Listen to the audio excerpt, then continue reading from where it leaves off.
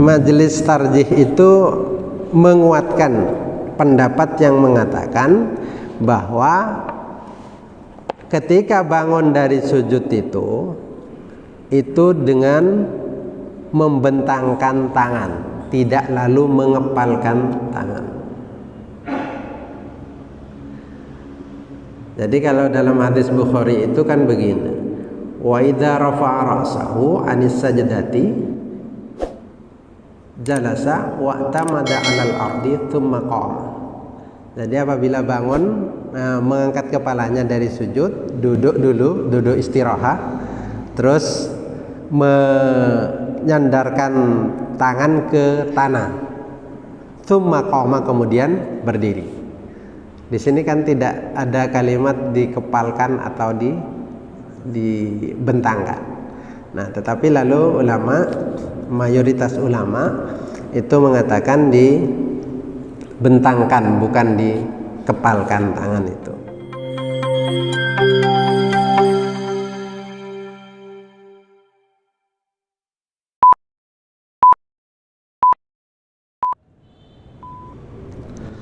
Assalamualaikum warahmatullahi wabarakatuh.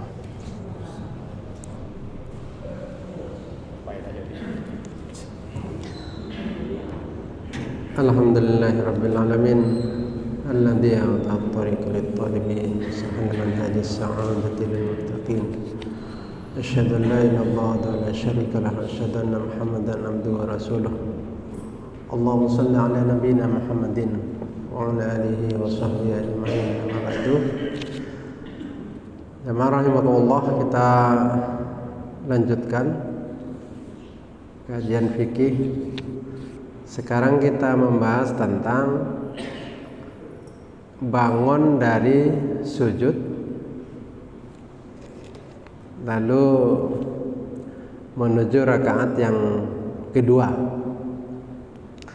Nah, bangun dari sujud itu ada bertumpu pada tangannya dibentangkan. Jadi bangun dari sujud dengan tangan dibentangkan. Ada yang bangun dari sujud dengan cara tetap bertumpu pada tangan, tetapi tangannya pakai di kepal. Di kepal. Nah, sebenarnya bagaimana tentang hal itu?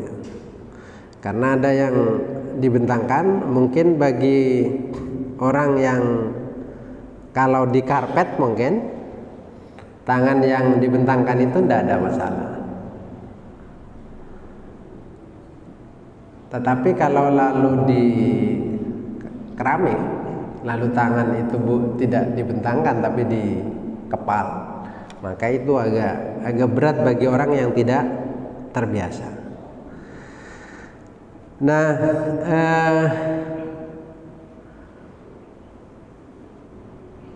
sebenarnya terkait dengan itu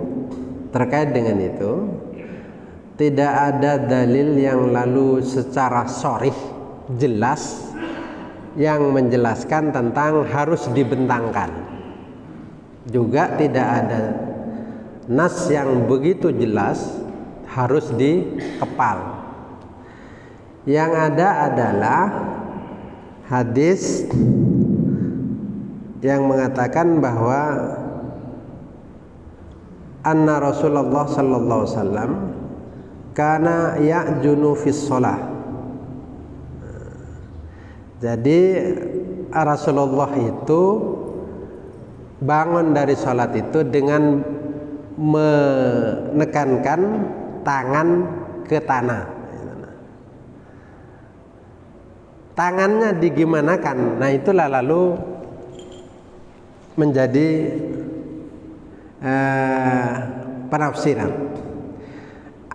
Ada yang mengatakan ajana ya'junu itu maksudnya adalah bertumpu menekankan tangan ke tanah dengan cara membentangkan tangan. Jadi gini. Lalu ada yang memahami bahwa yang dimaksud ajan itu yaitu menekankan tangan ke tanah dengan cara dikepalkan. Nah, itu. Termasuk yang mensyarahi kitabnya Syekh Al-Albani, kitab Sifatus Shalah ini, dia menjelaskan bahwa yang dimaksud ya'tabidu 'alal ardi biyadihi, yaitu menyandarkan ke tanah dengan tangannya, wa waqabidun li asabi kaffaihi, dengan mengepalkan jari-jari tangannya. Nah, itu yang dijadikan, yang dimaksud dengan ya'junu tadi. Sehingga tangan itu dikepalkan dalam hal seperti ini. Kahaiatil ajin, seperti keadaan ajin. Ajin itu orang yang membuat adonan roti. Jadi kan dikepal-kepal begitulah kira-kira. Nah, kepal-kepal itu. Nah, itulah yang lalu dipahami bahwa maknanya ya'junu tadi atau ya'jinu, itu maknanya dengan cara bertumbuh pada menekankan tangan itu dengan cara dikepal itu. Nah, itu pemahaman pertama.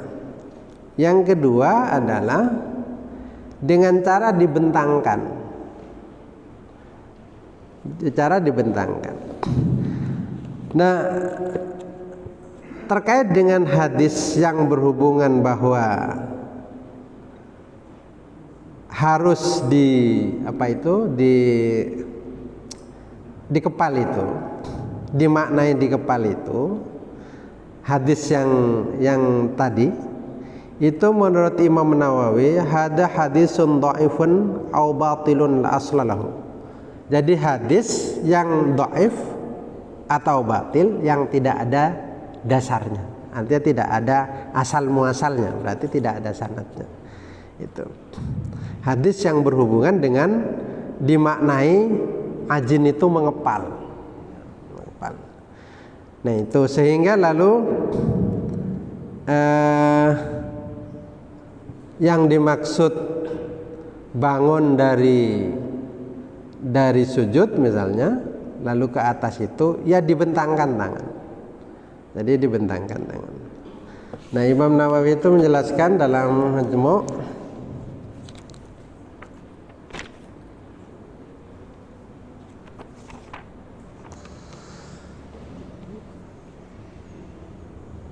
jadi kalau yang berhubungan dengan hadisnya Ibnu Abbas,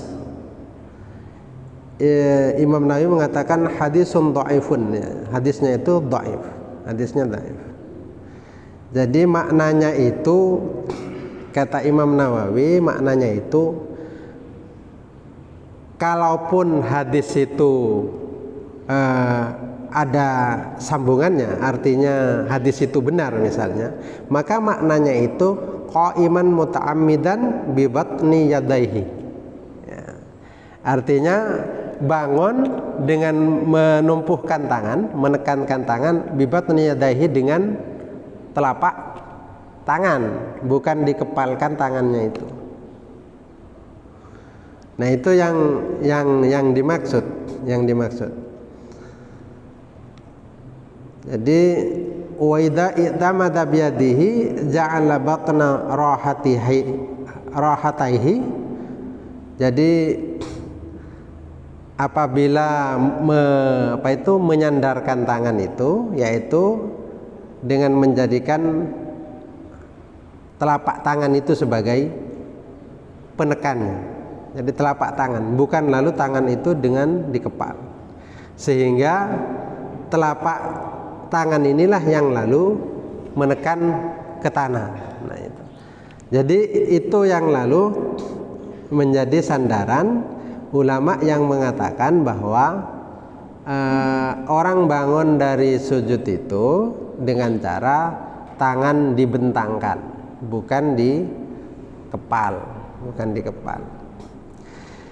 Nah, dari perbedaan ini majelis tarjih itu menguatkan pendapat yang mengatakan bahwa ketika bangun dari sujud itu dengan membentangkan tangan, tidak lalu mengepalkan tangan. Jadi kalau dalam hadis Bukhari itu kan begini, wa idza rafa'a ra'sahu 'anis sajdati jalasa wa tamada 'alal ardi tsumma qama. Jadi apabila bangun mengangkat kepalanya dari sujud, duduk dulu, duduk istirahat, terus menyandarkan tangan ke tanah, tsumma qama, kemudian berdiri. Di sini kan tidak ada kalimat dikepalkan atau dibentangkan.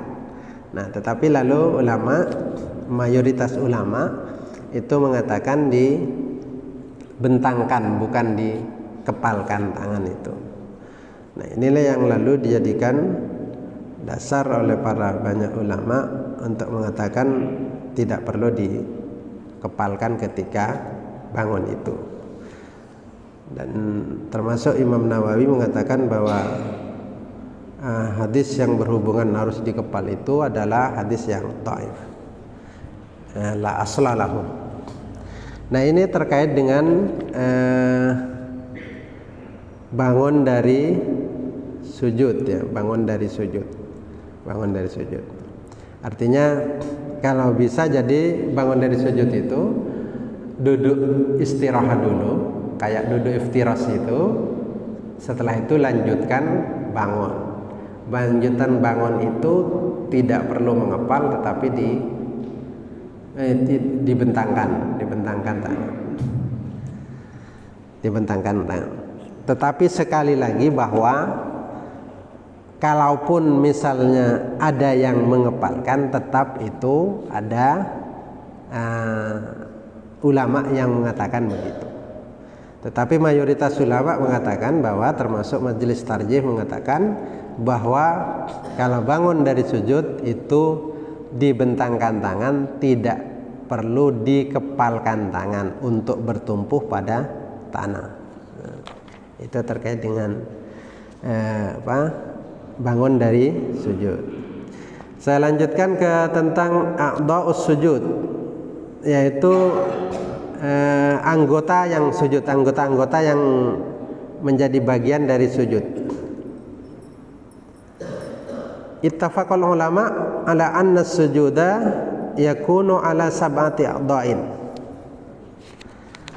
al-wajhi wal yadain wal rukbatain wa atrafil qadamain. Jadi yang masuk anggota sujud itu ulama sepakat ada 7, yaitu wajah. Kalau wajah berarti apakah nanti wajah itu termasuk hidung bagian dari wajah? Artinya harus wajah dengan dahi ini kan secara otomatis masuk bagian wajah. Wajah, wal yadain dan tangan, warukbatain dan lutut, terus dua ujung kaki, 7 semua. Jadi kakinya kan ditekuk, dibelah jari-jari kaki di bagian depan itu ditekuk, terus 2, terus lutut 2, tangan 2, wajah 1, berarti 7. Karena ada hadis Nabi, umirtu an asjuda ala sab'ati a'dha'in. Jadi saya diperintah untuk sujud dengan 7 anggota tubuh, yaitu tadi. Nah, cuma sekarang itu bagaimana kalau tidak ke 7-7-nya? Artinya kan ada orang sujud, kaki di belakang itu tidak ikut sujud, ujung kaki itu. Jadi kadang kakinya seenaknya saja, jadi tanpa diginikan, tetapi sebegini gitu. Atau kadang miring-miring gitu loh. Kadang miring-miring ya. Kadang miring-miring. Karena tidak terbiasa kayak kadang miring-miring gitu. Nah, itu. Nah, atau misalnya lalu ujungnya itu ya pokoknya nyentuh gitu. Jadi tidak dianukan, tidak diginikan. Atau misalnya lalu lututnya tidak ikut gitu. Nah itu, atau tangan sebelah tidak misalnya, tidak menyentuh tanah. Nah bagaimana pendapat ulama tentang hal itu?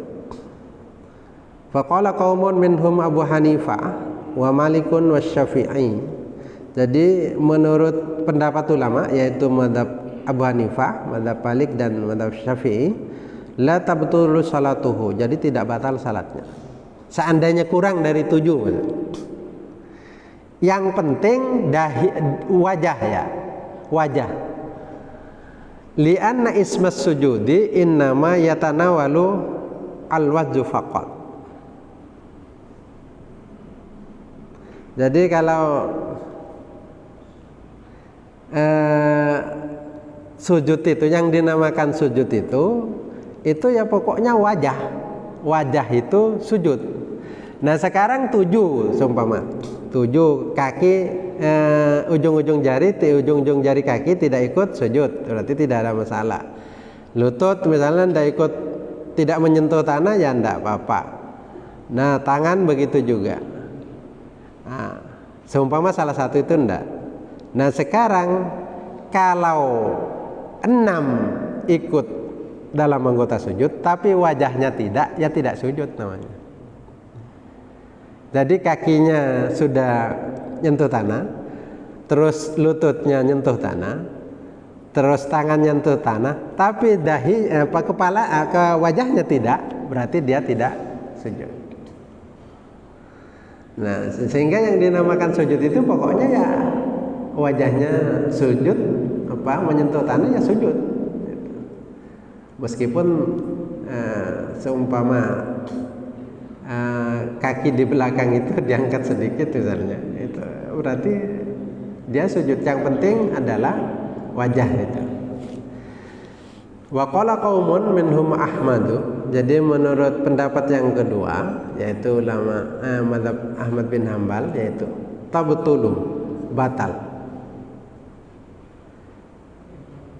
Jadi batal ketika tidak sujud pada 7 anggota itu. Jadi kalau 7 anggota itu tidak sujud ya tidak ikut dalam sujud, berarti batal sujudnya. Jadi ke-7-7-nya itu diikutkan sujud. Artinya kalau ada yang tidak ikut dalam sujud dari anggota tubuh itu, yang 7 itu berarti batal sholatnya.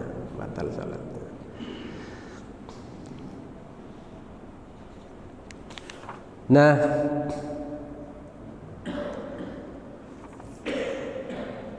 terkait dengan itu, berarti menurut jumhur ulama itu yang penting adalah wajahnya sujud.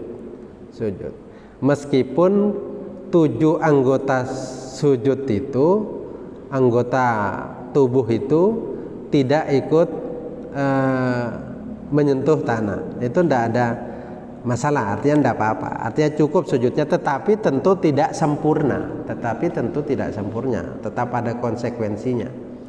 Jadi anggota sujudnya 7, seumpama dikurangi 3 misalnya, dikurangi 2, tidak ada masalah selama itu wajahnya itu sujud, tetapi itu tidak sempurna. Tetap yang sempurna itu ke-7 anggota tubuh itu sujud. Nah sekarang bagaimana dengan wajah? Jadi wajah itu, seumpama sekarang wajah itu apakah hidung itu harus? Karena ada orang sujud kalau dilihat dahinya kena tempat sujud, tapi hidungnya tidak. Itu hidungnya tidak. Bukan karena hidungnya pesek, bukan. Karena memang apanya ininya ada yang dikenakan, sehingga ini tidak kena ke tempat sujud. Kalau yang maaf sekali lagi, ini kan contoh. Jadi kalau seumpama hidungnya pesek, itu kalau sujud kena ini, tetapi bagian sini enggak. Bagian ini kena. Nah, hidung kena. Kalau seumpama ini kena, hidung terangkat, sehingga tidak kena. Itu ada yang begitu. Tetapi ada yang hidungnya dikaruniai oleh Allah cukup, sehingga kalau sujud itu sempurna, dahinya sempurna, hidungnya sempurna. Tapi karena memang yang agak noceng itu, sehingga kepalanya yang kena, dahinya tok, tetapi hidungnya tidak. Itu. Kadang tidak sengaja itu. Nah, bagaimana kalau salah satu di antara keduanya, hidungnya kena, dahinya enggak, atau dahinya enggak, hidungnya dahinya kena, hidungnya tidak, itu. Atau hidungnya kena, dahinya tidak. Nah, itu. Nah, menurut waqala Malikun wa Syafi'i fil masyhur wa alaihi al-fatwa indal Hanafiyah. Jadi menurut mazhab Malik dan mazhab Syafi'i dan termasuk mazhab Hanafi, idza in sajada ala jabhatihi duna anfihi jaza, wa in sajada ala anfihi duna jabhatihi lam yajuz. Kalau sujud dengan dahinya tetapi hidungnya tidak kena, berarti hidungnya ngangkang ya, jadi tidak kena ke tempat sujud, dahinya kena, jaza berarti boleh. Tapi kalau dibalik itu tidak boleh, hidungnya kena, dahinya tidak. Nah, itu tidak boleh. Jadi hidungnya yang ditekan, dahinya itu tidak kena tempat sujud. Nah, itu tidak boleh. Tidak boleh. Tetapi kalau menurut Abu Hanifah, waqala Abu Hanifah dalam pendapat lain, mazhab Abu Hanifah itu ya juzu, boleh. Pokoknya salah satu. Jadi kalau menurut Abu Hanifah hidungnya kena, dahinya tidak, ya tidak apa-apa. Atau dahinya kena, hidungnya tidak, tidak apa-apa. Jadi salah satu ya hidungnya kena, ya boleh. Dahinya saja yang kena, ya boleh. Nah, waqal asy-Syafi'in dalam pendapat mazhab Syafi'i yang lain fi qaulin wa Ahmadu dan mazhab Ahmad bin Hanbal fil masyhur di dalam pendapatnya yang masyhur, la yajuzu illa ayyasjuda alaihima jami'an. Tidak boleh kecuali sujud kedua-duanya. Hidungnya kena, lalu dahinya kena. Itu. Nah, ini hikmahnya ulama berbeda itu di sini.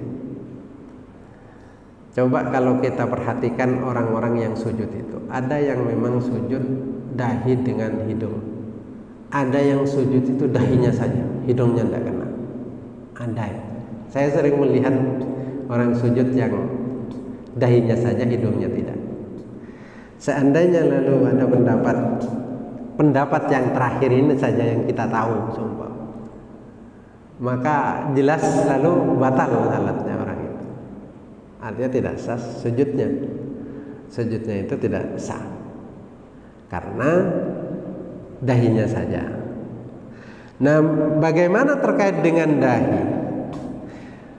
Ada orang yang tipe dahinya, kalau hidung kena, dahi ini tidak penuh ya.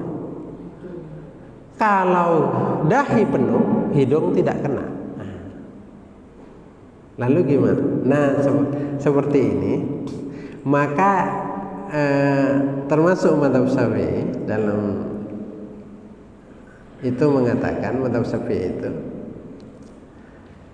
jadi wa qalluhu mubasharatu ba'di jabhatihi musallah. Jadi paling sedikitnya dahi itu adalah sebagian menyentuh tanah, bukan keseluruhan. Jadi dahi tidak dipaksa untuk menyentuh keseluruhan, tapi sebagian. Artinya kalau ada sekarang orang yang kalau dahi dan hidungnya kena, maka dahi itu tidak masuk semua. Itu berarti tidak apa-apa, karena yang penting sebagian. Karena kalau dipaksakan dahi penuh misalnya kena, maka hidung tidak kena. Nah, itu. Jadi dahinya agak masuk ke dalam itu. Nah itu yang penting adalah bahwa dahi, bagian dahi itu kena ke tempat sujud. Nah itu yang lalu menjadi perbedaan para ulama. Lalu kenapa mereka berbeda? Nah sekarang yang dinamai sujud itu, karena terkait dengan yang dinamakan sujud, ada ulama yang mengatakan bahwa sujud itu pokoknya wajah, yaitu dahi. Ada yang mengatakan itu dahi dengan hidung. Ada yang mengatakan bahwa itu ketujuh-tujuhnya harus ikut anggota sujud, karena masuk anggota sujud berarti dia harus ikut sujud. Nah itu. Nah jadi terkait dengan hadis tadi itu dimaknai bahwa sempurnanya sujud itu dengan 7 anggota tubuh tadi. Seumpama wajah saja itu menurut mayoritas ulama sah. Karena yang dinamakan sujud itu adalah menyentuhnya wajah. Di mana-mana kalau coba sujud, maka yang diperhitungkan itu tetap wajahnya, bukan kakinya. Seandainya lalu kakinya tidak ikut, ya tidak masalah. Artinya tidak lalu dikatakan oleh orang dia tidak sujud, tetap sujud. Artinya seandainya sekarang lalu dahinya saja, yang lain tidak, itu tetap dianggap sujud. Jadi yang diperhitungkan itu wajah. Walaupun ada ulama yang mengatakan bahwa ketujuh anggota tubuh itu harus ikut sujud karena masuk anggota sujud. Barangkali itu ada yang ingin disampaikan. Ya. Tadi dijelaskan yang sempurna itu olehnya saja. Saja masih sah. Bagaimana sekarang kalau dahinya itu tertutup dengan kempot? Jadi yang sujud bukan dahinya, tapi ininya. Tadi dijelaskan bahwa dahi itu tidak seluruh dahi. Sebagian dahi kena, maka itu boleh.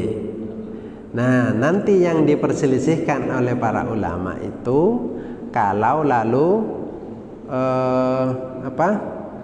asalkan ya bukan begini ya, bukan begini maksudnya bukan begitu. Begini, ini kan begini, ini kan sebagian yang kena ya. Kalau begini ya tidak boleh, begini ini kan namanya tidak ada dahinya ini. Nanti akan perselihkan para ulama itu kalau seumpama sampean bawa surban. Surbannya itu kalau di orang itu berdiri, surbannya ikut bergerak. Kalau surbannya itu, kalau orangnya turun, surbannya ikut turun. Nah, lalu sujudnya ke surbannya. Sujudnya ke surbannya tadi itu. Nah, itu menurut mazhab Syafi'i tidak boleh. Menurut mazhab Syafi'i tidak boleh. Kenapa? Karena dia benda yang dia sujudi bergerak ketika orangnya bergerak. Kalau sajadah kan enggak, sajadah kan orangnya berdiri ya sajadahnya tetap diam di tempat gitu. Nah jadi yang masalah itu menurut mazhab Syafi'i tidak boleh. Sekarang kalau surban tapi panjang, giliran berdiri surbannya tetap di bawah, itu tidak apa-apa. Itu artinya surbannya itu tidak bergerak ketika orangnya bergerak karena saking panjangnya surban. Itu. Jadi jadi itu yang masalah. Ini untuk seperti Ustaz tadi, tapi hidung untuk bagaimana?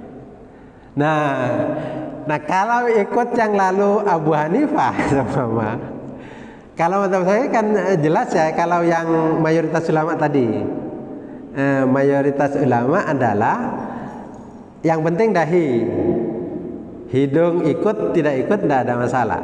Tapi kalau dahi tidak ikut, hidung kena, itu tidak boleh, batal tadi. Nah sekarang kalau ini ditutupi kayak begini tadi, tapi hidungnya kena, ya tidak boleh mayoritas ulama.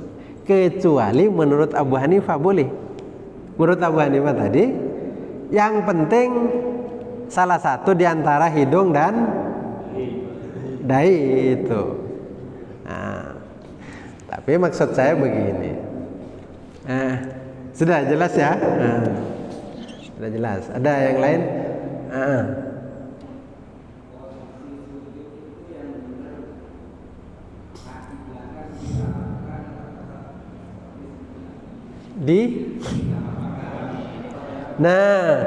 Direnggangkan sedikit ya, direnggangkan. Yang sempurna ya, bukan benar salah ya, bukan benar salah, tetapi sempurna, direnggangkan sedikit, jadi ada renggangnya tetap. Nah itu. Terus saya ingin menjelaskan begini, yang popong ini terakhir di bulan ini kita tutup, ya, tutup karena Ramadan nanti. Pertama ingin saya sampaikan bahwa saya menjelaskan tentang perbedaan para ulama itu adalah bukan lalu biar bapak-bapak, ibu-ibu lalu seenaknya saja. Saya ambil ini sekarang, besok ini, enggak, bukan itu maksud saya. Apa yang sudah baik dikerjakan. Misalnya ikuti majelis tarjih, sudah itu pegang. Di kemudian hari ada persoalan, misalnya ada keruwetan yang memungkinkan untuk melakukan menerima perbedaan itu.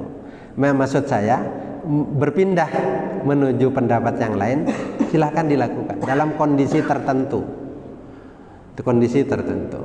Paling tidak kita tahu dalilnya yang berbeda itu. Yang ketiga bahwa saya ingin menyampaikan ke depan tidak ada lagi orang yang lalu mudah menyalahkan orang lain yang berbeda. Atau misalnya itu salah, padahal sudah ada dalilnya, sudah ada pendapat ulama. Ya, jadi saya termasuk orang yang resah dengan banyak orang saling menyalahkan orang itu. Saya termasuk orang yang resah.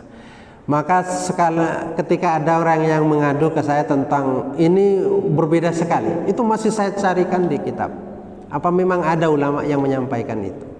Selama ada orang yang menyampaikan ulama itu, saya tetap akan sampaikan bahwa ulama ini yang menyampaikan pendapat yang seperti ini. Jadi tidak perlu ngotot-ngototan masalah fikih. Saya yakin 100% selama itu hasil ijtihad para ulama benar di hadapan Allah. Saya yakin itu. Kalau enggak percaya, besok ketemu saya di akhirat. Di akhirat kita bisa ketemu itu. Tapi saya yakin itu, yakin. Termasuk sekalipun pendapat yang mungkin di luar pikiran kita ya, Kita mungkin tidak pernah misalnya takbir lalu irsal itu, dilepas itu. Tapi yakin saya benar. Karena memang ada sanadnya ke Rasulullah SAW. Jadi tidak perlu lagi, meskipun cara saya menyampaikan ini tentu ada yang tidak setuju. Karena ada orang-orang yang menginginkan saya menyampaikan satu pendapat saja. Tapi kalau itu saya sampaikan, niscaya orang akan mengatakan pendapat yang itu salah karena tidak pernah mendengar. tidak pernah mendengar bahwa ada banyak pendapat dengan banyak dalil itu. Jadi dengan begitu ya berbeda ya biasa-biasa saja. Tetapi tentu saya sampaikan tadi, majelis tarjih pendapatnya hasil itu menguatkan pendapat ini. Perkara sampean mau ikut yang lain terserah. Itu tetap. Jadi harapan saya yang ikut pengajian yang seperti ini tidak menyalahkan orang lain. Ya. Sampean pandang cara pandang kita kan begini. Ini pendapatnya Imam Syafi'i, Imam Malik, Abu Hanifah dan Ahmad bin Hanbal. Tiba-tiba ada orang mengerjakan kayak Abu Hanifah, kita salahkan. Masa kita tidak sungkan sama Abu Hanifah itu? Nah, sungkan betul. Kita salahkan itu pendapatnya Imam Syafi'i ternyata. Tentu sungkan kita sama Imam Syafi'i. Sekelas apa kita mudah menyalahkan itu? Nah itu. Jadi ke depan saya berharap seperti itu. Karena medsos itu luar biasa, saling menyerang seperti itu, dan itu tidak akan selesai saya kira. Sementara ulama yang menjelaskan itu sudah lama, dan itu barang lama yang sebenarnya dibaca orang hari ini, yang lalu karena dengarnya cuma satu, maka yang dianggap benar itu yang satu itu. Yang terakhir, yang mau ikut pengajian Ramadan Hikam bisa beli bukunya murah saya kira. Bukunya beli bisa menghubungi Pak Haji Sahri kalau mau beli, bisa dikoordinir yang mau beli biar itu lebih mudah untuk menjelaskannya kalau lalu paling tidak punya gambaran lah. Jadi kalau baca hikam itu karena agak sulit, jadi kalau dia punya pegangan paling tidak, sehingga kalau disampaikan lebih gampang lah, lebih mudah dicerna. Barangkali itu mudah-mudahan ya. Terjemah. Ya.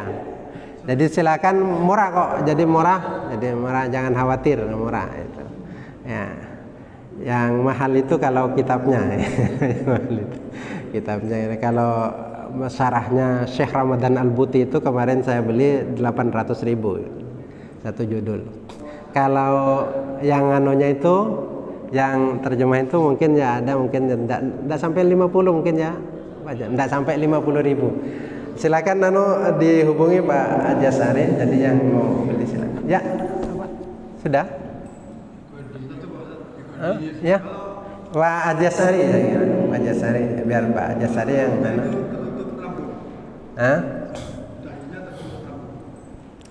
Nah, tetap diusahakan tidak. Tetapi jangan begini. Saya kok enggak setuju orang ada songkok apa itu namanya? Topi ya. Soda itu ya. Soda itu. Pas demi menutup pianonya pas begini. Itu dibalik itu loh. Sodanya di sini.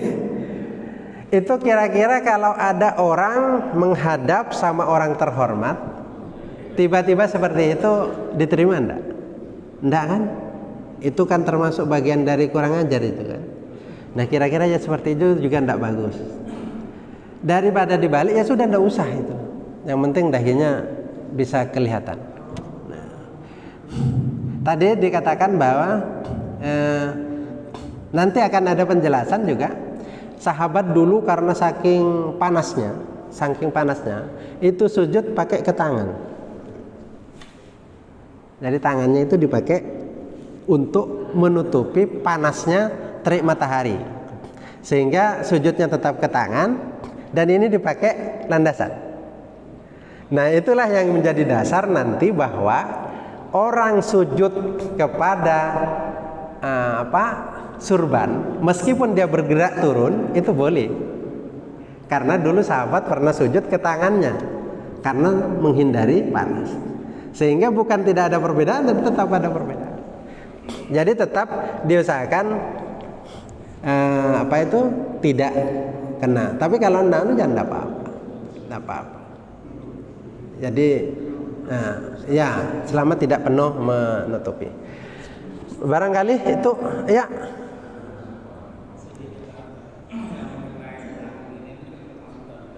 Hah? Apanya darurat? Oh iya, karena darurat artinya karena terbit matahari ya.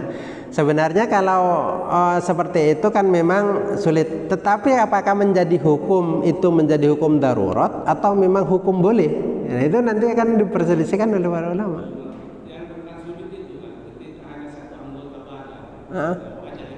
Ya.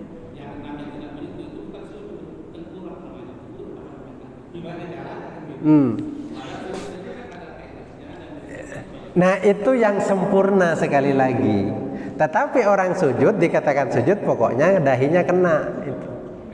Coba sekarang enam-enamnya kena, tapi kepalanya ndak kena, wajahnya ndak kena. Masa namanya sujud? Ya ndak, ruku namanya itu.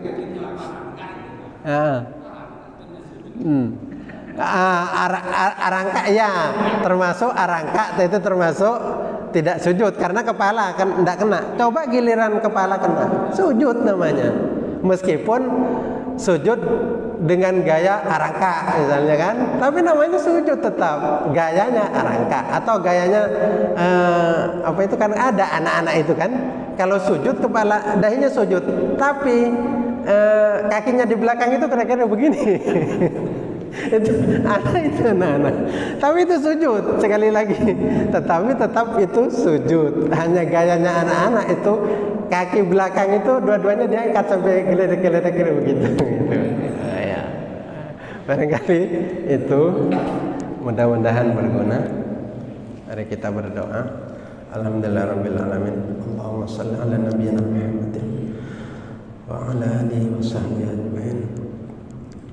ربنا لا تؤاخذنا إن نسينا وأخطأنا ربنا ولا تحمل علينا إصرا كما حملته على الذين من قبلنا ربنا ولا تحملنا ما لا طاقة لنا به واعف عنا واغفر لنا وارحمنا أنت مولانا فانصرنا على القوم الكافرين ربنا ظلمنا أنفسنا وإن لم تغفر لنا وترحمنا لنكونن من الخاسرين ربنا ظلمنا أنفسنا وإن لم تغفر لنا وترحمنا لنكونن من الخاسرين ربنا ظلمنا أنفسنا وإن لم تغفر لنا وترحمنا لنكونن من الخاسرين اللهم اجعلنا وأزواجنا وأولادنا من الصالحين والقوامين والعالمين ربنا آتنا في الدنيا حسنة وفي الآخرة حسنة وقنا عذاب النار سبحان ربك رب العزة عما يصفون وسلام على المرسلين والحمد لله رب العالمين السلام عليكم ورحمة الله وبركاته.